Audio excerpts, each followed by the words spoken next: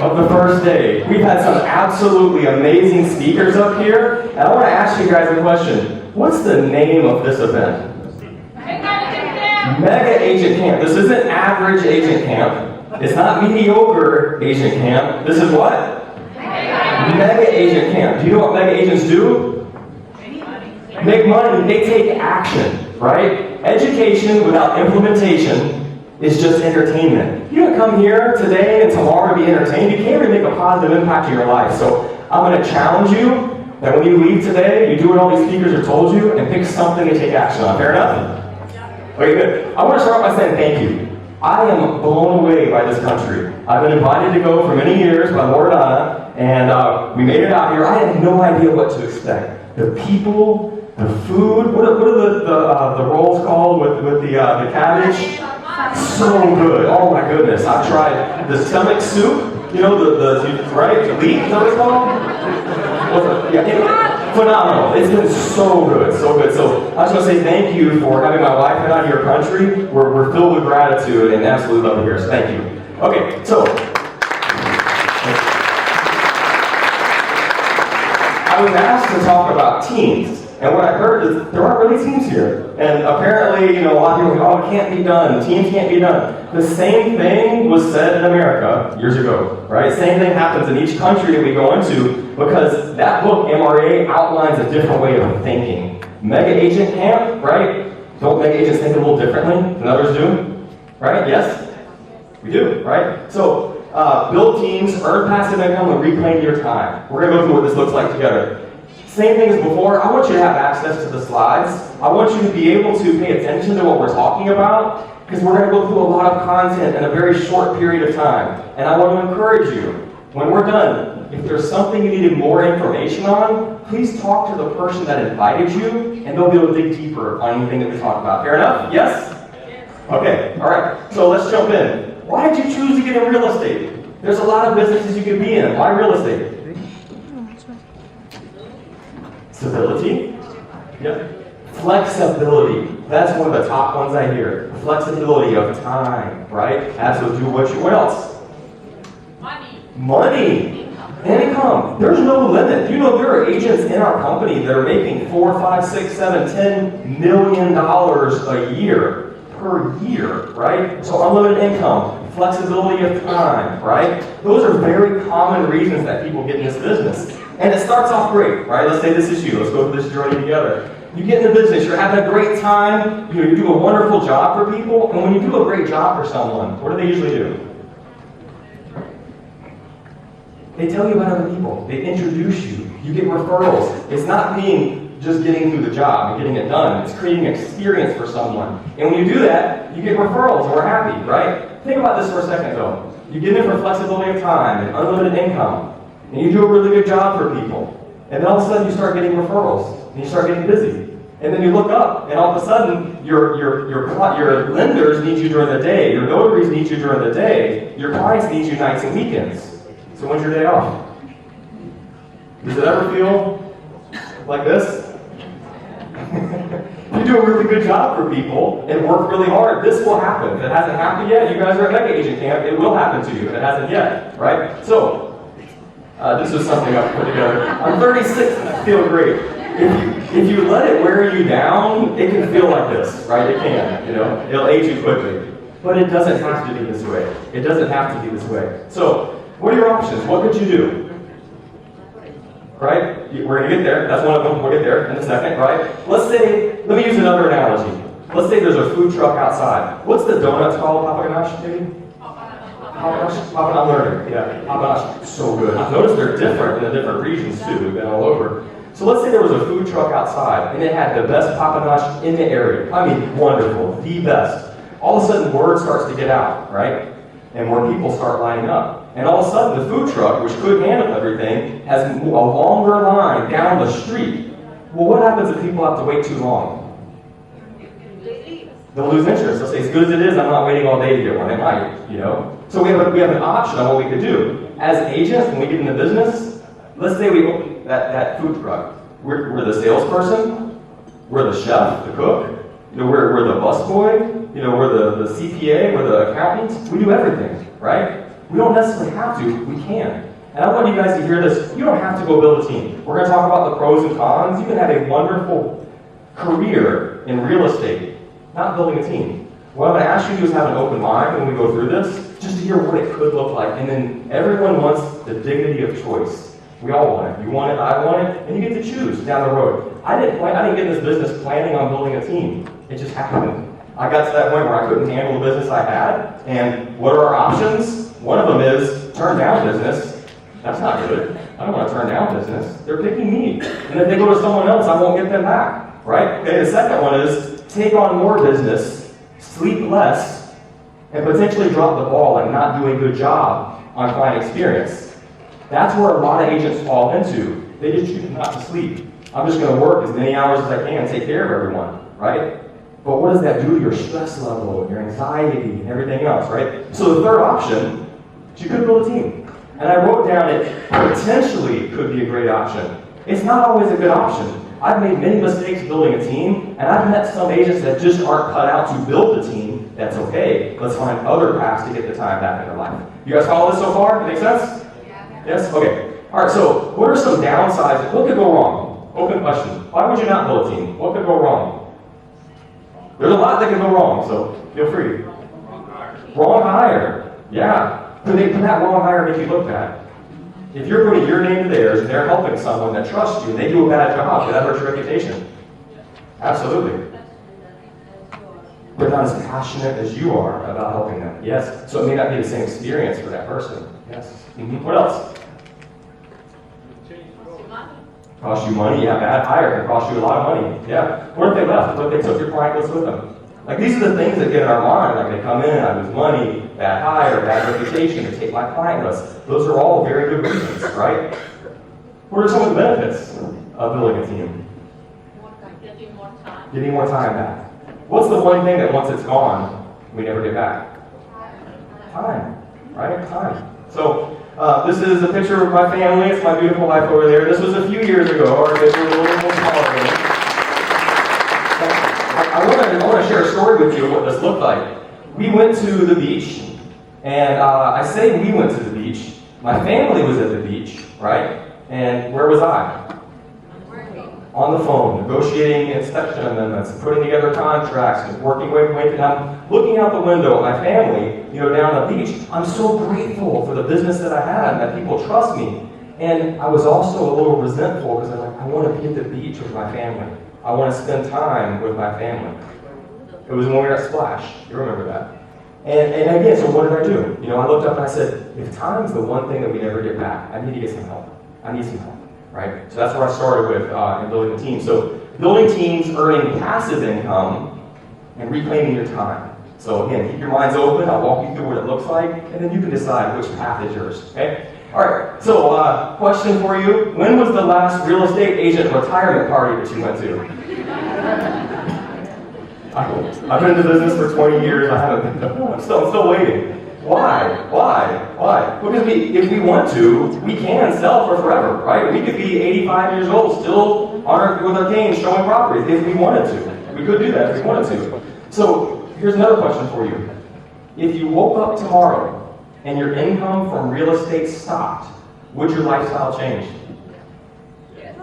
For most people, not everyone, for most people, if their income from selling real estate stopped tomorrow, their lifestyle would change. They may not have enough to pay their bills or create the experiences they want, right? And so we get stuck on this race, right? We're on this hamster wheel, and we're running, and the second we pull that last sign out of the yard or out the window is the second our income stops.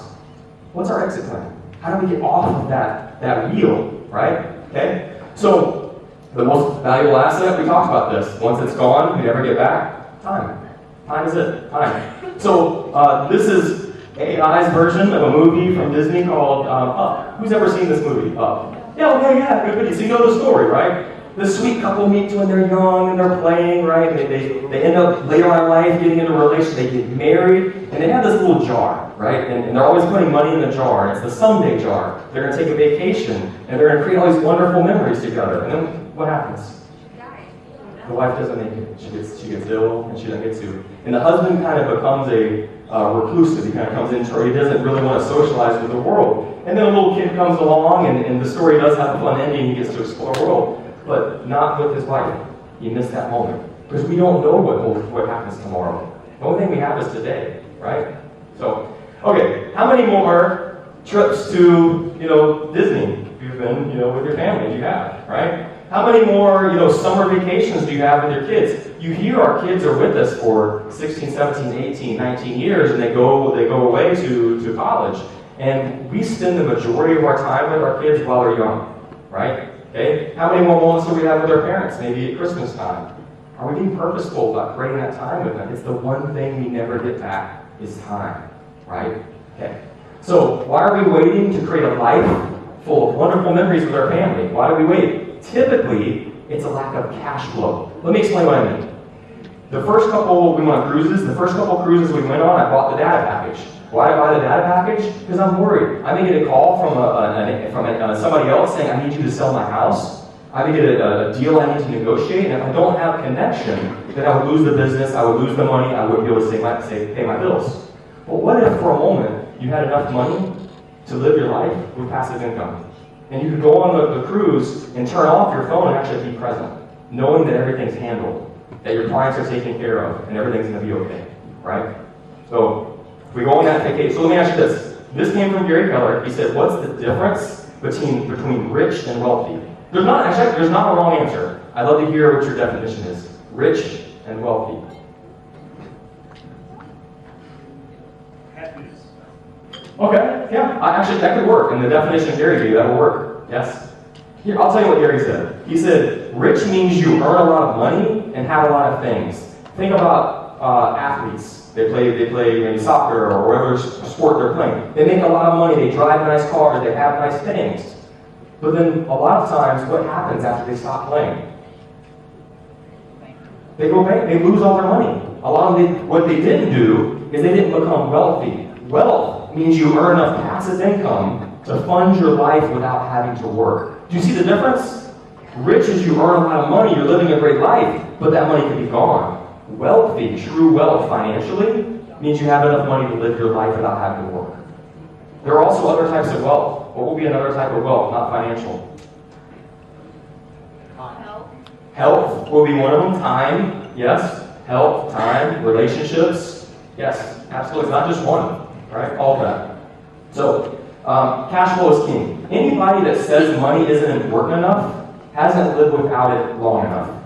Money doesn't bring happiness. It doesn't. But if you have lack of money, it can cause stress, anxiety, right? All of that, okay? So, it jumped. There we go. Wealth allows you to think a little differently about your life. It gives you freedom to do what you want to do. I'm going to tie all this together in a minute. You guys will understand where this is going. So, what's your 2026 wealth plan then? What does it look like if you're going to get that time back and spend those moments with your family, because that's what's important? How are you going to get that back in 2026? Okay? So, should you consider building a team? Maybe. Maybe not. We're going to talk about the pros and cons, how to do it. Everything we want in life requires some kind of sacrifice. There's a toll booth. It's okay. You have tolls here? There are tolls? Yeah. You have to pay the toll, or you'll create the plan, and you just have to decide if I'm willing to do the work to make that plan happen. As a toll booth. Okay? So, team could be. Imagine for a moment that you're at a point in your life where you work because you want to, not because you have to. You're at a point in your life where your passive income exceeds what you need to live the life that you really want, financially stress-free. Imagine for a moment that you've created enough financial freedom to impact future generations, not just yourself or your spouse or immediate family, but maybe future generations. How would that feel? And you have an exit plan for your business. You ever did the hamster wheel? You run. What if you actually had an exit plan? Something that you could step out of that continues to create money for you for many years after you stop selling real estate. How would you feel? Feel good. Yeah, right? Feel good. Imagine you're there. That feel good, right? Okay, so goal one, I want you to think about how can I create enough passive income just to pay my basic needs, my house, my food, right? Okay, and then the next one will be to create enough passive income for an amazing lifestyle, the memories you want to create together, right? Okay. So, have you ever met someone that has money but isn't happy? Yes. Yeah, me too. Right, absolutely. It won't bring happiness. Creating wonderful memories with the people that you love is what this is. We don't wake up every day saying, I wish I had more pieces of paper with pictures on it. It's what that money does. You're not, next year, you may say, I want to sell 24, 48, or 100 homes. It's not that you want to sell the homes. It's not that you want the income. It's what you're going to do with it. If you sold double the amount of homes next year without working more time, and I handed you the check with the amount of money that you're going to earn, what would you do with it? That's the question you need to ask. That's the question you need to answer. Okay? All right. So, how many streams of income do you have right now? Don't answer it out loud. Just internally think. How many streams do you have right now? What's the benefit of having more than one? Why would you want more than one? Safety, you have a better life, right? Your life, safety. Yeah, less fear, less concern, where something's down a little bit, but you have the other streams of income, so it's going to be okay. We'll be okay, right? Okay, so let's talk about how money is created. Who's ever read this book, Cash Flow Quadrant? Some of you in the room. His first book was called Rich Dad, Poor Dad. This was the second one, Cash Flow Quadrant. And AI created this diagram. The S's are supposed to be dollar signs, so it's not perfect, but walk through this with me. I asked it like 5 times to fix it. It wouldn't listen. AI will get better. Most of us start our careers off where we work in the beginning as an employee. The top left, this one. We work for someone else. In other words, we have a job. We don't have any leverage. We're trading time for money. We go to work. We work the hours. We get a paycheck. It's dependable. We get it every week, right? Okay? At some point, most everybody in this room decided to become self-employed, an entrepreneur. You decided, I'm going to be a real estate agent because I want more time in my life, freedom. I want more options for financial security and build wealth. Okay? So at this point, you went from having a job to owning a job. You now own the job. You still don't have any leverage. You're trading time for money, but maybe it's a little bit more money than it was before. Just because you work harder for someone else, does that necessarily mean you get paid more? No. You can work really hard for someone else. That doesn't mean they're going to increase your pay. But when you work hard in this business, you are in direct control of how much money you make. Okay, here's the point of this. Look at the right side of the column, the right side of this picture. Where you want to go from is from self-employed to business owner. What's the difference? What's the difference between being self-employed and business owner? If you left your business for 6 months and it still created the same income and profit without you in it, you have business because it runs without you.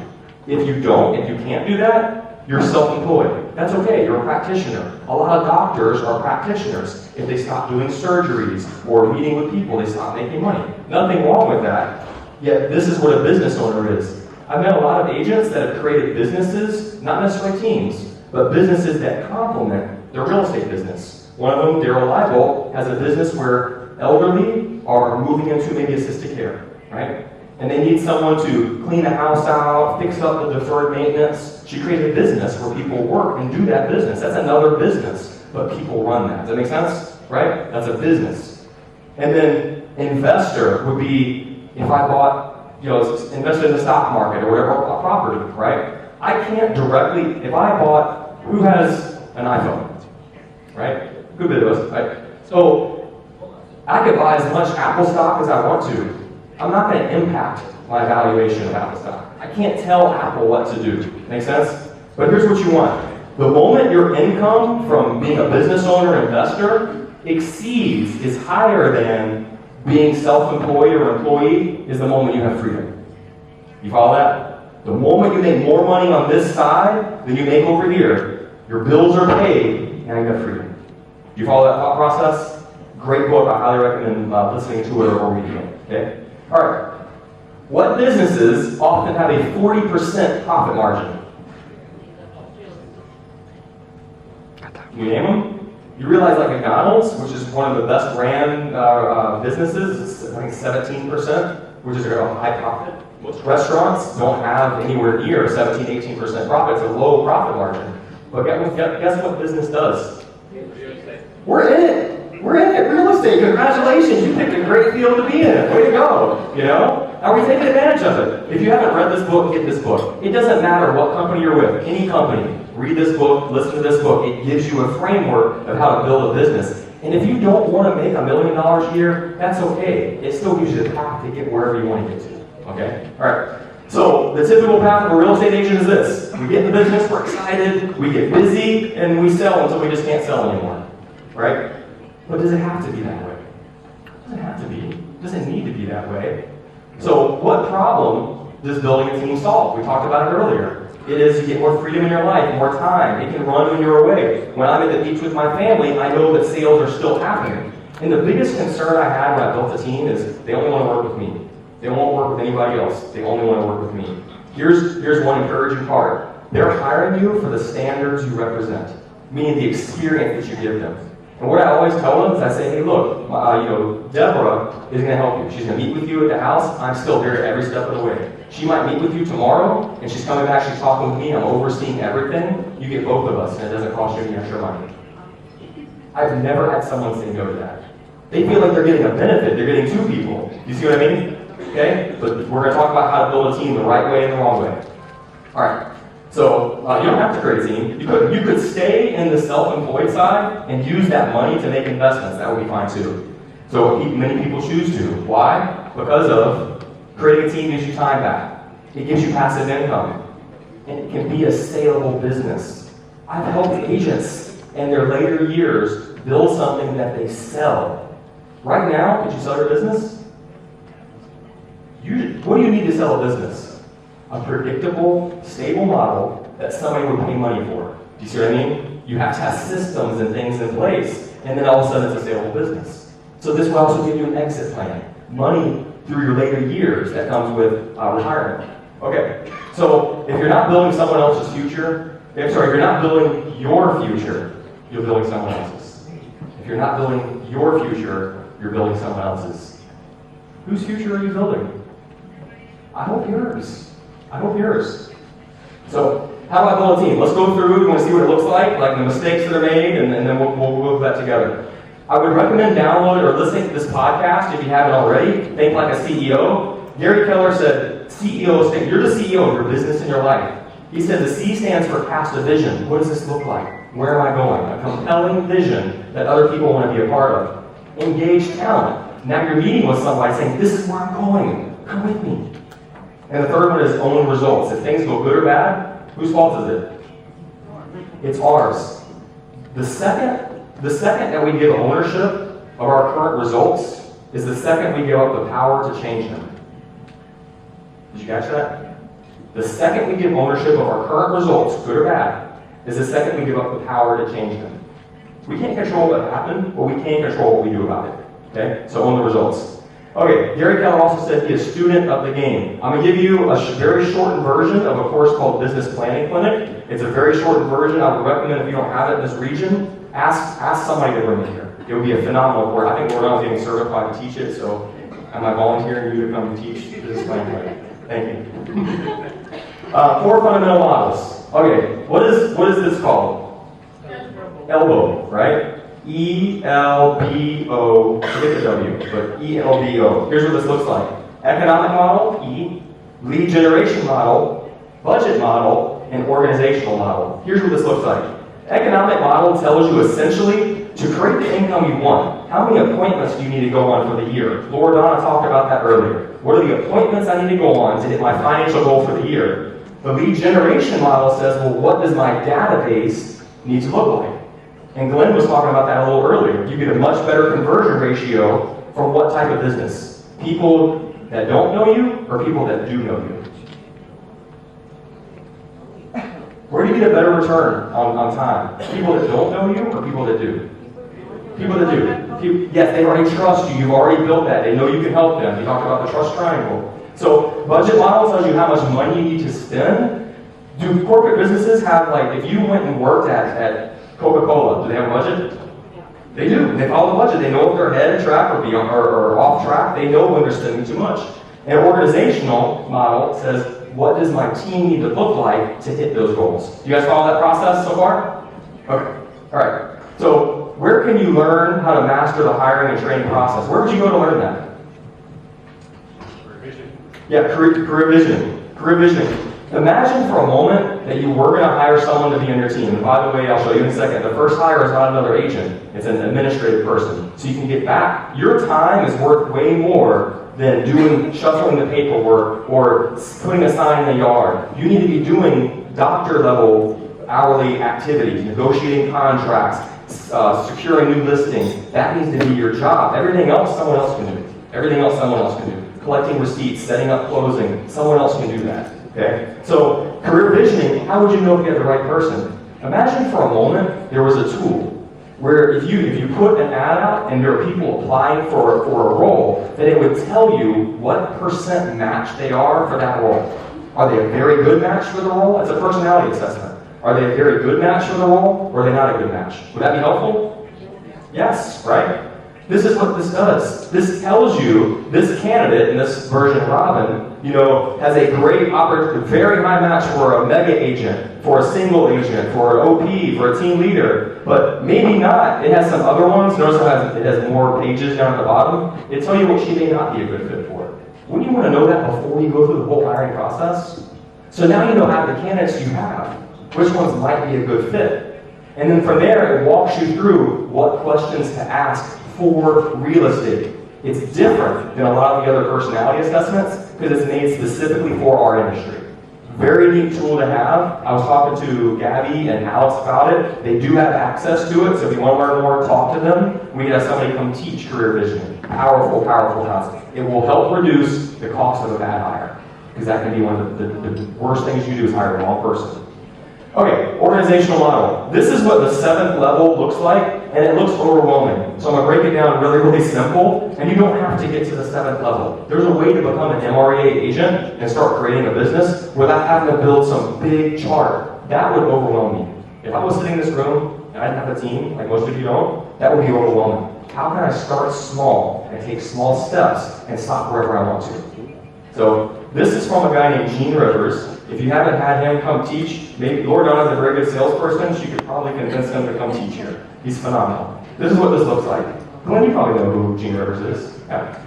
So he said, you by yourself could probably do 36 units or so on your own. Right? That's possible, right? 36 on your own. I did about 50 to 60 a year by myself before I needed more help. So some of you may have a higher threshold. You can do more. Some that may be less. Maybe you have other responsibilities at home and you can't quite do 36. This is just a number. Use your own in this. But 36 sales for an individual. Then you go to this side. Your first administrative person could add 24 more units to it. 24 more sales. They're your listing coordinator. They are your transaction coordinator. They analyze the budget. And they do a lot of touches to the clients to really make them feel special and have a great experience. They also document everything. They follow you. When you first go to a buyer consultation and you sit down and ask the questions like Glenn was talking about, they document all the questions you ask because you have a system. You just may not realize it right now. Same with your sellers. What do you say to a seller before you go there? Do you ask them questions before you go on a listing appointment? Usually, right? They document this system for you. So now you're up to, what is that? 60 units. Okay? Your next hire is another admin. And if you notice, we got rid of handles client care. Because there's two types of personalities. Some are very, very detail-oriented. They love the numbers and the back end. And others are very warm and fuzzy. They like creating the relationships. So when you hire the person, when you hire the second one, you're going to figure out which personality do you need. That second one should add 24 more units. They're helping client care, your database, listing manager, creating an experience for everybody. We're up to 84 sales already. You see that? Your next hire is an agent. Do not hire another agent before then, because agents are way more expensive to have partnering with you than an admin is. An admin is much less expensive because they're doing administrative work. Okay? Do you guys follow that process so far? That's probably the most simple version I've seen explain what this can look like. There are plenty of agents that stay at this level and can do more than 80 sales a year. They could do 90 or 100 sales a year or more. This starts giving you a little more freedom because now somebody can start showing properties and doing more for you when you're gone. Okay? All right. So that gave an example. If it was $10,000 per sale, here it's 4. I heard earlier the average commission is 4,000-ish, right? So you would need to add maybe a little bit more showing assistance or whatever else, but you could get to MREA with just a few hires. Okay? I know this is a lot of information. Are you guys okay? You following it so far? Does this make sense? Yes? Okay. All right, good. This is first level. It's just you. You're focusing on lead generation, mindset, and vision. Where am I going? We're going to talk more about that tomorrow. Okay? The second step is where you're hiring an admin. And this is where now you really have to learn hiring and training and accountability. Would it make sense to just hire somebody and say, hey, just figure it out? How good would they do? Probably not very good, right? We have to set them up for success. Career Visioning gives a 30, 60, 90. It gives an outline of their job description, what they need to do each day. So when should you hire your first admin? When should you do that? Here's a rule of thumb. This be something you want to write down or remember. Your current income needs to be high enough to support it. If you're only selling 5 or 10 or 15 houses a year, you do not need an admin yet. Okay? Second thing, you need to have 90 days of their, this is really important. These next 2 slides, pay attention. This will set you up for success for your first hire. Okay? Even if you don't build a big team, you just add an admin, this is how to do it. Have 90 days of their salary saved. So don't hire them if you don't have any extra money.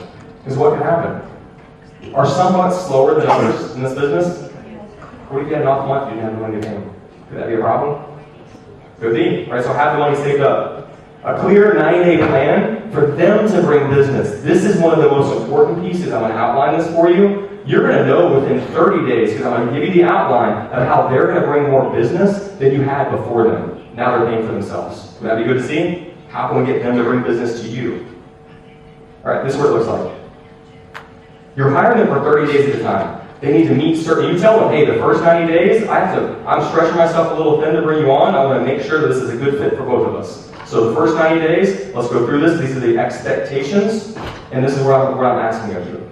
So fully document all of your systems. We talked about that. Buyers, listings, lead generation, open houses, everything. Implement a 36 touch. Loredana talked a little bit about 36 touch. That's something we could teach later on all the pieces, examples of what it looks like. Implement a 19 to connect for leads. So a lead comes in, what are the touches you do to convert them to clients? Your admin is doing this, not you. What are you doing? You're out there selling. You're out there getting more clients. You're negotiating. This is where you start making money. These next 2 are the most important ones. When that admin comes on, you're telling them call 10 people per day from their database, from their sphere of influence. And they're saying, hey, I just hopped on Glenn's team, and we have updates on the market, what's going on in your area. We want to make sure you're in tune with everything that's happening here. We're excited to talk with you. We're going to send you things from time to time. If they call 10 people a day for 30 days, actually maybe 22 working days in a month, they've talked to 220 people. Is there a chance that one of them might say, hey, we're thinking about selling? Absolutely. 220? Absolutely. Okay? The next one is, they're calling your database, saying, hey, Loredana just asked me, I just hopped on the team, she wanted me to check in on you. She said she had such a wonderful experience working with you, and she wanted to make sure you're doing okay. How's everything in the house? If they're calling 10 people from their database a day, and 10 people from yours, at the end of a month, they talk to over 400 people. If you don't have 5 or 6 pieces of new business already happening, you have the wrong person. Do you see it? Not complicated. Success is simple, not easy. Success is simple, not easy. This isn't hard, but it's very simple. Do you see the simplicity? Yeah. All right. Got it? Okay, this is what the touches look like. I won't spend time on them during the slides. I gave you the QR code. It'll be at the end again, so if you didn't get it at the beginning, the QR code will be at the end as well. What should your second hire be? Who remembers? Another admin. Not an agent, another admin. Here's the reality of it. If you don't have an admin, you are one. And probably not a very good one. You're a salesperson. You don't need to be doing that other activity. You're already having trouble enough at this point handling your business, let alone doing the administrative work for someone else. It will hurt the client experience. Okay? So third level, I want you to notice this first admin reports to the second one. You don't have to oversee everything that the second one does. The first one's talking to you. So it helps you focus more on what you need to focus on. Part 2 is where you have a showing assistant. This is someone that just shows property for you. There is an agent named Jen Davis that sold 300 homes a year for 2 or 3 years in a row just using showing agents. Just using showing agents. Does anybody know what a showing agent is? What's that? Okay, okay. So it's where all that person is doing is just opening the door for you. So somebody might call me and they might say, hey, we saw that property, we really want to go take a look at it tonight, and maybe I have a date night with my wife. I might say, hey, I've got an appointment, because my wife's important. I would say I have an appointment tonight. Can I meet you tomorrow? And they might say, no, we really need to see it tonight. I say, okay, I've got somebody in my office that's going to open the door for you. I'm still your agent. They're just going to open the door. And I'm going to call right afterwards after you're done seeing it. And if you like it, I'll write the contract for you. I'm still your agent. Make sense? Right? And you're just paying that agent a small amount of money just to open the door. But it gives you the leverage in your life to spend the time with the people that you love. And that's important, right? Yes. Okay? Showing agent. Yes? Mm-hmm. Why is it a bad idea to hire showing assistant first instead of an admin? You actually could use a showing agent first instead of an admin. That's okay. What I don't want you to do is hire a full-time agent on your team. The showing agent, you're only using them when you need them. So 1 week, you may need them. The next 3 weeks, you don't. Then you're going on vacation, you need them. I recommend talking to a couple agents in your office and saying, hey, when you go out of town, I'll help you. And when I go out of town, you help me. And then figure out a little compensation plan where you can help each other. That's how you bridge the gap between building a team and having leverage. Good question. Thank you for asking. Yes? Thank you. Yes? Mm-hmm. All right, so common questions that we get. What should the split be to a buyer's agent? The book will tell you 50-50. 50-50 before the split to the brokerage. So it's a $4,000 check, $2,000 is going to you, but it's actually not going to you. It's going to the business, and you're reinvesting that into that business. Photography, staging, client closing gifts, marketing, everything else. So why would an agent agree to give you 50? Because you're covering almost all the expenses for them. That's why. Should the split be different if they bring the deal? That's another common question. The answer typically is no. Here's why. I've tried it both ways. I've helped many agents try it both ways. Where did the deal come from? Let's say you had an open house and the agent met a client there. That client didn't buy that house that was open. They went to go buy something else. What should the split be? Whose client is it? The agent might say, the buyer's agent might say, well, I helped convert them to a client, so it's mine. But you might say, well, hang on, you wouldn't have met them if I didn't give you the listing to hold open. Do you see what I mean? It's easier to keep it clean, where it's always 50-50. Why not hire a buyer's agent before admin? We talked about that. And then common mistakes. This is probably the biggest one. Follow the career visioning process. We'll get somebody to come teach it here. It walks you through what to say, what to ask. No written team agreement.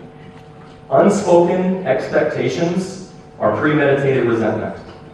Unspoken expectations are premeditated resentment. Meaning if I don't set expectations, like, hey, we have a team meeting every Monday, my expectation is you're going to show up in the office, these are the activities we do, we hold 2 open houses a week, we do door knocking, we do expires, we do forced line owner calls. If we don't have that conversation with them up front, how can we hold them accountable to it? They get upset if we don't tell you. You have to tell them up front what you're expecting of them. Okay?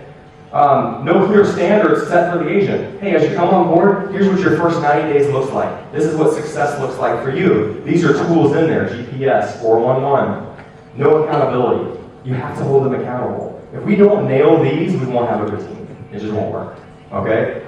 This one, no, not enough leads, that's the reason that an agent joins you. If you don't have more leads than you can handle, don't build a team yet. You need to be at a point where, like I talked about the food truck earlier, you have so many people lined up, right, that you can't handle it. That's when you start building your team out. Because if the agent comes to you and you don't have some leads to give them, they're going to say, why am I giving 50% of my money?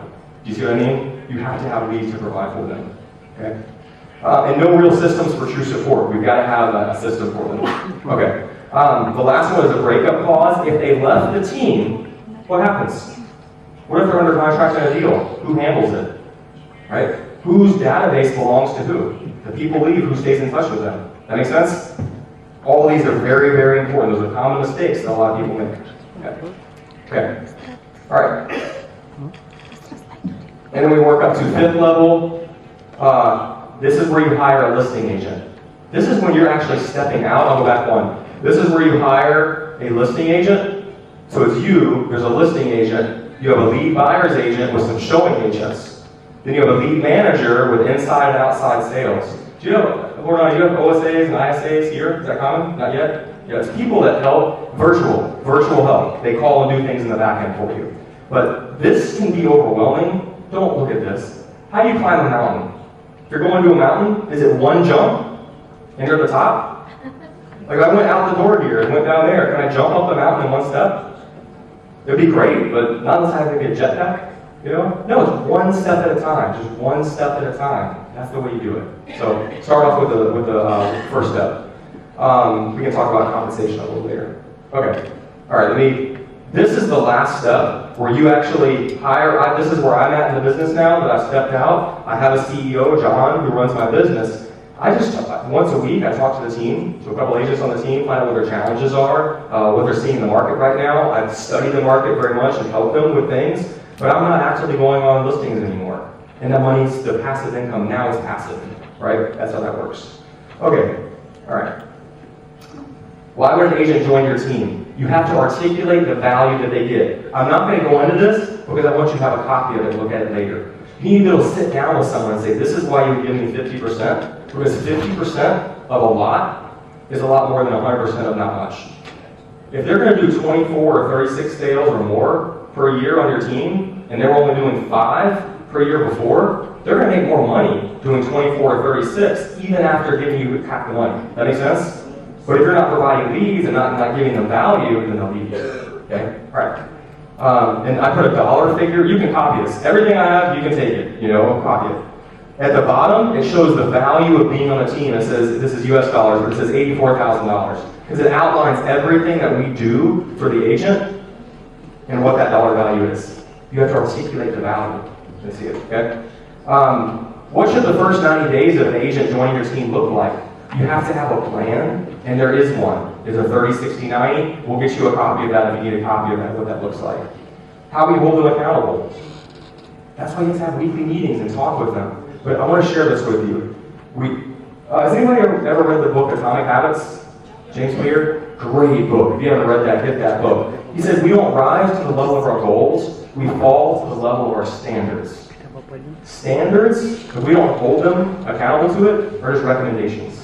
If they're not attending anything, they're not coming to anything, then the other agents on the team will look up and say, well, they don't have to come. Why do I? They're not holding open houses. Why do I? You have to have standards. Standards are important. What's the difference between a manager and a leader? This came from a guy named Bob Walensky, a manager and a leader. A manager says, Glenn, go do this. Why didn't you hit your numbers? Why didn't this happen?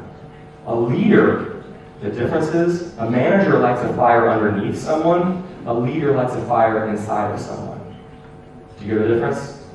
A manager says, go do your thing, or lighting a fire underneath them. Go run, right? A leader lights a fire inside of someone. So how do you light a fire inside of someone? How can you do that? When you do it the right way, your team members are happy. This is called a 411. Again, copy this, take this. If you notice, it has the annual goal. On the left side, it has personal. On the right side, it has business.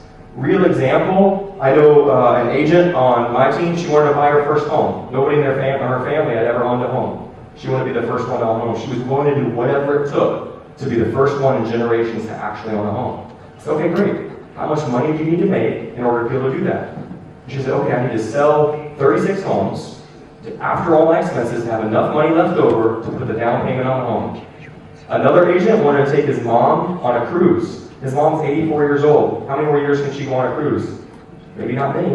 It's okay. What needs to happen in your business to fund that? Now, when I meet with that agent and we're talking about the business, and we know they need to sell, let's say, 3 houses a month, I'm not going to them saying, why didn't you sell your 3 houses? Go make some more calls. It's, hey Glenn, when we first met earlier this year, you said it was really important to take your mom on that cruise this year. Is that still important to you?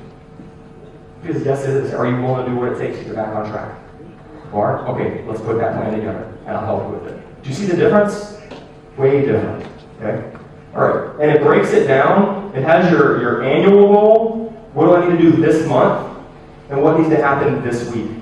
It gets very specific on what you need to do every single week, okay? All right, how you know if you have the right people on your team? Talent will find solutions to things. Non-talent will just bring you problems. This isn't working, why didn't you fix this? Talent will come with solutions. Non-talent doesn't fulfill your needs and ends up giving you pieces of their job back. Hey, this didn't work, I couldn't figure it out, you go do it, right? Where talent will share your goals and fulfill the needs as a natural byproduct. So the other one I'll push on here is this one. Talent will push you. Loredana pushes hard, right? Because she has big goals, and as a leader, you have to grow faster than they do and create a world big enough for them for the lead world. So this again, you'll have the screenshot and you can use it. Thank you. All right.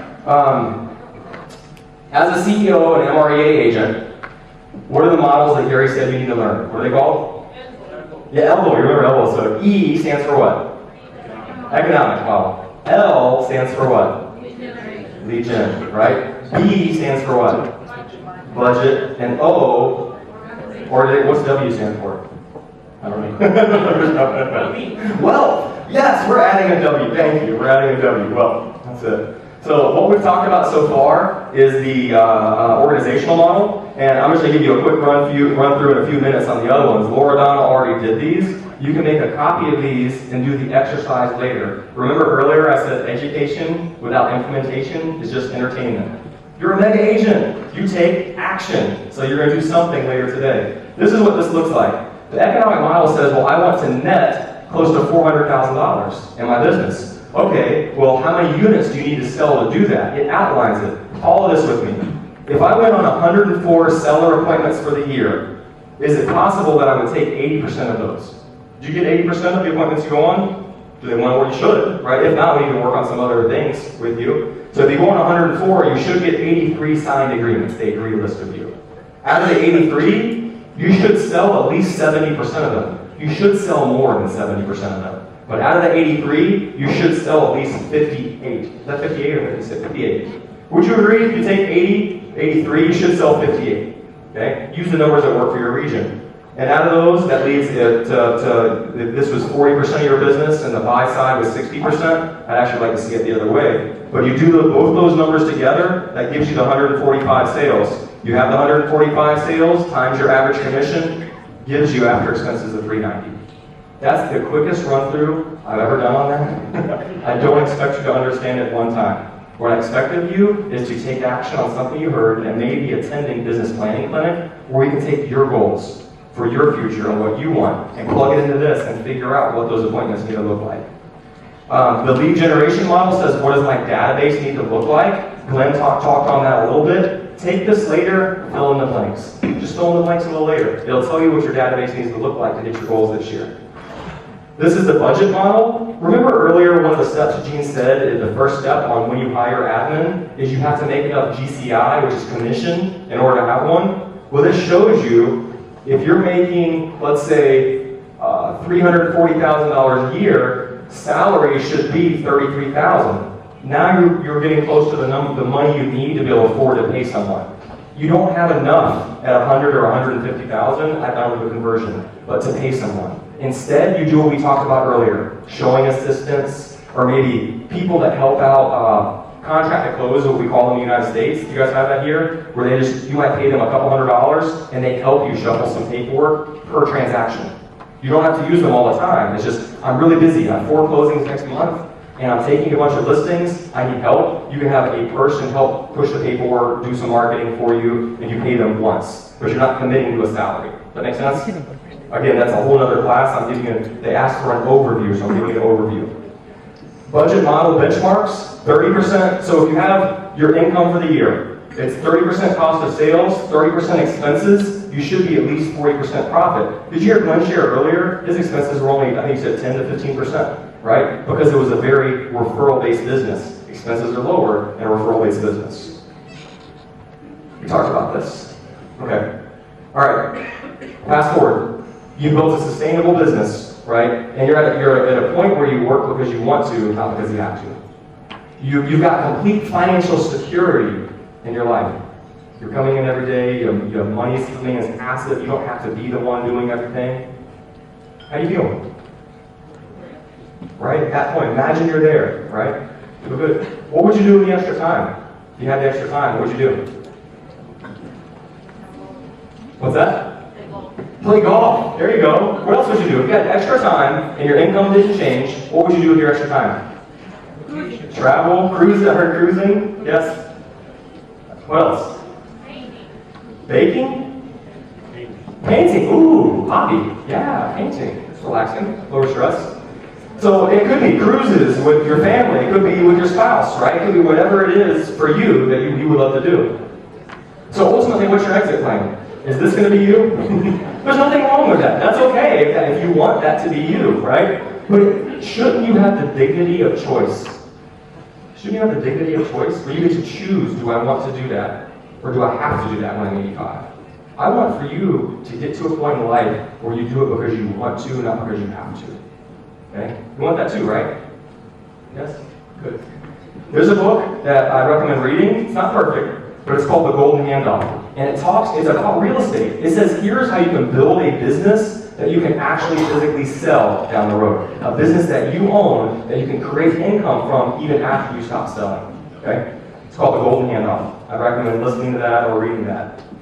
Okay? So what you do today can impact generations to come. What you do right now, today, you get that income on the business and investment side can impact generations to come. So action steps, I'd love to see you take career visioning and commit to following the process just to understand it. Knowledge is power. You guys just go learn about it, and then you get to decide when you're ready, do I want to hire someone? I would like to see you read and listen to wealth building. I don't want you to be on that hamster wheel for forever and never having an exit plan. Study wealth building. It doesn't have to be building a team. That's okay if you don't want to build a team. But I want you having an exit plan of some sort. The third one will be grow your leadership skills. If you're going to be a leader, should you study leadership? Yes. And then focus on creating passive income. I want you to create a real estate business. Not just being a practitioner, but actually have a real estate business. And then go spend the time with the people that you love because you can do that now. You got the freedom. Okay? Alright, so this has been Build Teams, Earn Passive Income, and Reclaim Your Time. This is a QR code for if you didn't get it before, here's a QR code. That's what it is.